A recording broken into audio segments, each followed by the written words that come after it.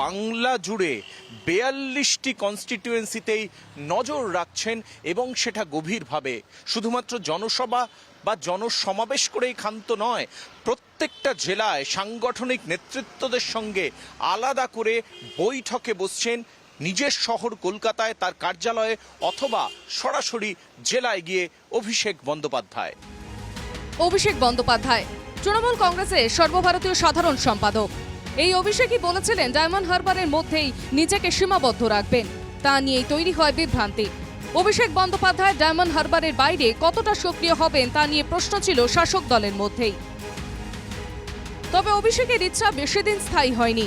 মাঝে এসেছে শাহজাহান পর্ব। অভিষেক সামনে এসেছেন, নিজের কনস্টিটিউয়েন্সির বাইরে বেরিয়ে এসেছেন।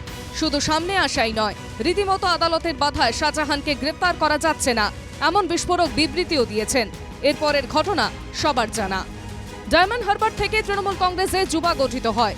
সভাপতি হিসেবে ছিলেন অভিষেক। সেই সময় তৃণমূল যুব কংগ্রেসের সভাপতি শুভেন্দু অধিকারী।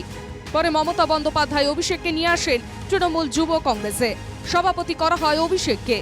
যুবা সংগঠন মিশিয়ে দেওয়া হয় টিএমসি যুবার সঙ্গে। লোকসভা নির্বাচনে কোমর বেঁধে নেমেছেন অভিষেক। প্রত্যেক জেলার নেতৃত্বের সঙ্গে আলাদা করে বৈঠকে বসে বিরোধীদের নাস্তানুবাদ করার অঙ্ক কষছেন। মমতা বন্দ্যোপাধ্যায় কোন কেন্দ্রে কখন জনসভা করবেন রীতিমতো অঙ্ক কষে নেত্রীর সঙ্গে আলোচনা করে ঠিক করে নিচ্ছেন তৃণমূল কংগ্রেসের সর্বভারতীয় সাধারণ সম্পাদক।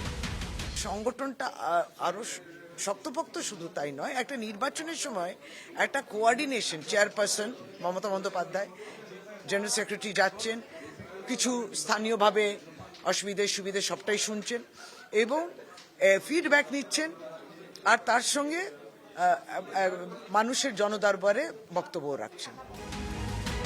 পাল্টা অভিষেককে তুলনা করতে ছাড়েনি বিজেপি।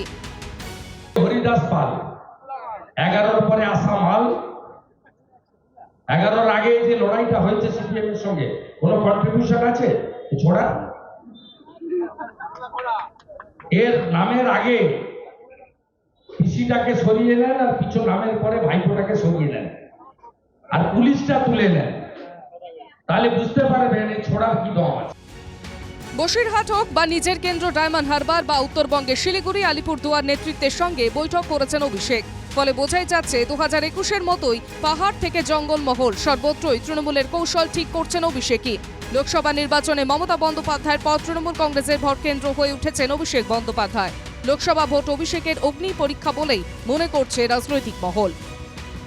2024-এর নির্বাচনের ফলাফলের পরই বোঝা যাবে অভিষেক বন্দ্যোপাধ্যায়ের স্ট্র্যাটেজি এই বাংলায় কতটা সফল হলো। ক্যামেরা দীপঙ্করের সঙ্গে রণজয় মুখোপাধ্যায়, NK TV বাংলা, কলকাতা।